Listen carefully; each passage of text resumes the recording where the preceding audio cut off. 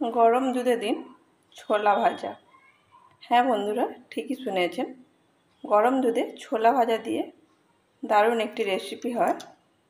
সেটা না নিজে বানালে বিশ্বাসই করবেন না, এ অসাধারণ আর খুব কম উপকরণে তৈরি করে নিয়ে যায়। এখানে আমি 100 গ্রাম ছোলা ভাজা নিয়েছি। ছোলা ভাজাটা এবারে হাতে করে ঘষে এইভাবে ঘষে এর খোসাটা আলাদা করে নেব।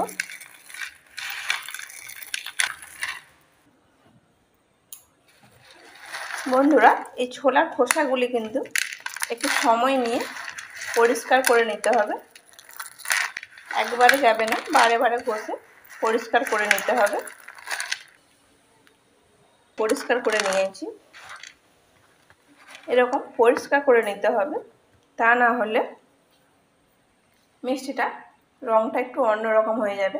আমি এখানে ছোলা ব্যবহার করছি, কেউ যদি চায় বাজার থেকে ছোলার ছাতুটা কিনেও ব্যবহার করতে পারে। তবে সবসময় ছোলার ছাতু বাড়িতে থাকে না, ছোলা ভাজা হাতের সামনে থাকে, তাই এই ছোলা ভাজা দিয়ে সহজে এই রেসিপিটি করে নেওয়া যায়। চলুন তাহলে রেসিপি শুরু করা যাক।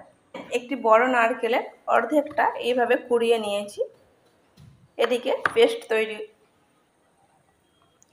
নারকেল কোড়াটা মিক্সার গ্রাইন্ডারে দিয়ে এদিকে পেস্ট বানিয়ে নেব।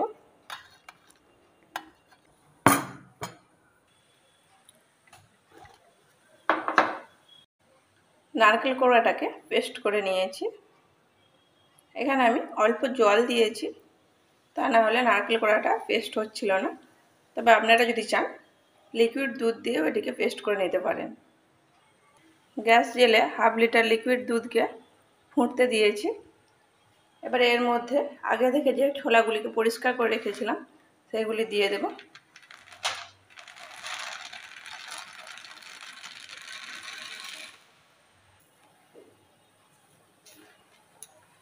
এবারে গ্যাসের চুলাটিকে অফ করে দেব, কিছুক্ষণ রেস্টে রেখে দেব।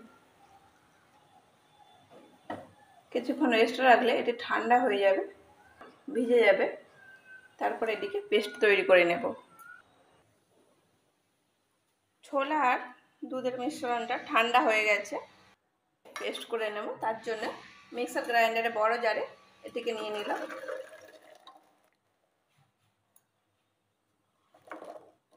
এর মধ্যে দিয়ে দেব কিছুটা গুঁড়ো দুধ। আমি এখানে গুঁড়ো দুধ দিয়েছি, কেউ যদি গুঁড়ো দুধ না ব্যবহার করেন সেই লিকুইড দুধের পরিমাণটাকে বাড়িয়ে দিতে হবে। এবার এটিকে পেস্ট করে নেব। আমি এই মিক্সার গ্রাইন্ডারটা যে চিনি, মিষ্টির জন্য যে চিনি ব্যবহার করব সেটিকে গুঁড়িয়ে নিয়েছি, তাই এই মিক্সার গ্রাইন্ডারের সাইডে সাদা সাদা লেগে আছে। গ্যাসের চুলা একটি কড়াই বসিয়ে দিয়েছি, এতে নারকেলের যে পেস্টটা তৈরি করে রেখেছিলাম সেটি দিয়ে দিলাম।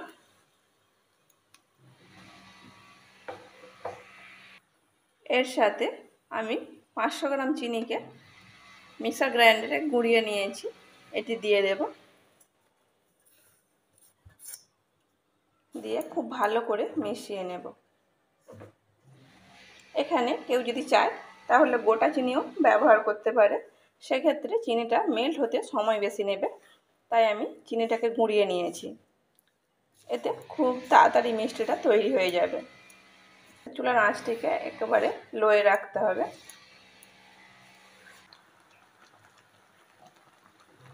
চিনিটা পুরোপুরি মেল্ট হয়ে গেছে, দুধের মিশ্রণটা এর মধ্যে দিয়ে দেব।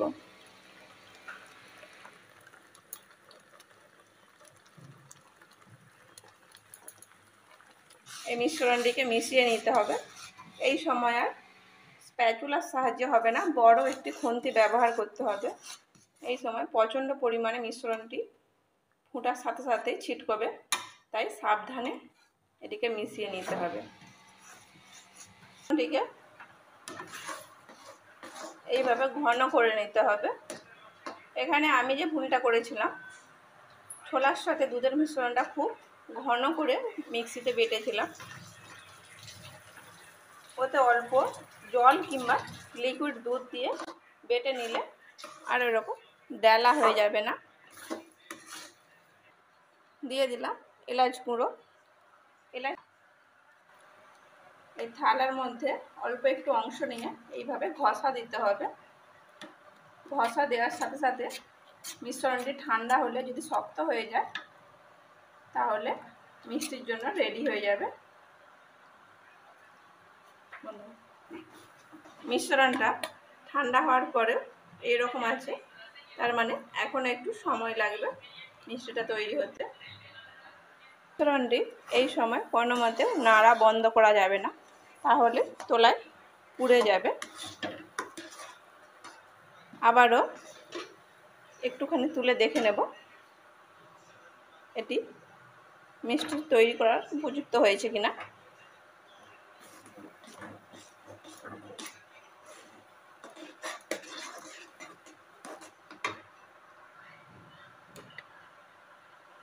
হওয়ার সাথে সাথে মিষ্টির মিশ্রণটা আগের থেকে অনেকটাই টাইট হয়ে যাচ্ছে, তো মিষ্টি তৈরি করার উপযুক্ত মিশ্রণ হয়ে গেছে।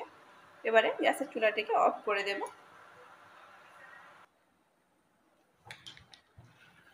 মিষ্টির মিশ্রণটা এইভাবে নাড়াচাড়া করতে করতে ঠান্ডা হওয়ার সাথে সাথে কিন্তু শক্ত হয়ে যাচ্ছে। এই রকম মিষ্টির ছাপ নিয়ে নিয়েছি, এতে অল্প ঘি লাগিয়ে নেব। ঘি লাগিয়ে নিলাম, এর ফলে মিষ্টিগুলি তুলতে খুব সুবিধা হবে।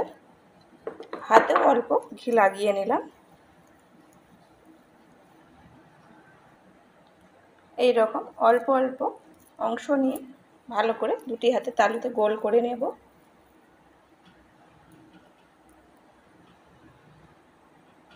এইভাবে হালকা চেপে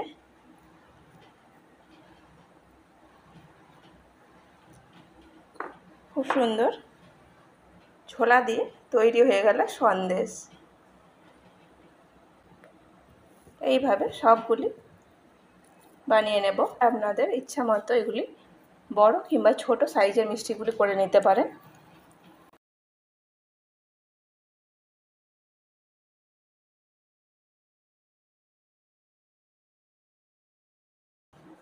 এইভাবে সবগুলি তৈরি করে নেব।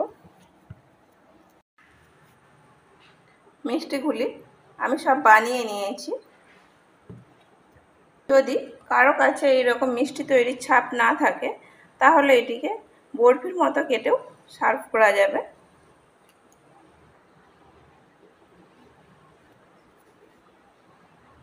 আমি তৈরি করে নিয়েছি। মিষ্টিগুলি দেখতেই অপূর্ব হয়েছে আর খেতেও অসাধারণ।